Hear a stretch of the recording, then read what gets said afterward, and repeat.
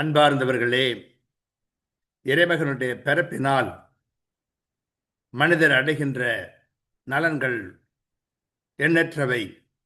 அவற்றிலே சிலவற்றை இன்று நமக்கு ஞான உரையாக இறையடியார் வீரமாமுனிவர் தருகின்றார். அந்த செய்யுளை நாம் ஆழ்ந்து சிந்தித்து பார்க்கிறோம்.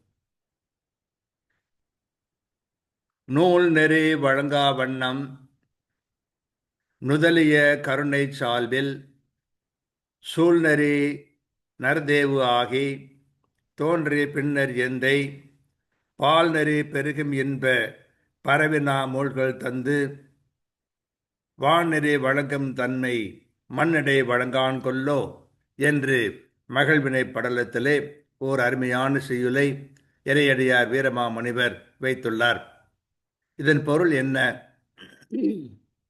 இலக்கிய நூல்களின் கற்பனை முறையிலும் காணப்படாத முறையில் மனித கடவுளாகி எந்தையாகி என் தந்தையாகி ஆண்டவன் தோன்ற முற்பட்ட பின் பாலால் முறைப்படி பெருகும் இன்பக் கடலில் நாம் மூழ்க அருள் செய்து வான் வீட்டில் நெறியாய் வழங்கும் தூய தன்மை இம்மண்ணுலகிலும் வழங்குமாறு செய்ய மாட்டானோ என்ற ஒரு வினாவை இறையடியார் வீரமாமுனிவர் நமக்கு தருகின்றார். இதன் கருத்து என்ன என்றால், இறைவன் மனிதனாக முன்வந்தான். இலக்கியத்திலோ கற்பனையிலோ காணப்படாத வழியை பின்பற்றினான். பால் வழி வரும் இன்பத்தை நெறிப்படுத்தினான். இன்பக் கடலில் மூழ்கச் செய்தான். விண்ணகத்தில் வழங்கும் தூய நெறி மண்ணகத்திலும் திகழும்படி செய்ய மாட்டானோ என்ற அருமையான கேள்வியை வளனார் மூலம் இறையடியார் வீரமாமுனிவர் எழுப்புகின்றார்.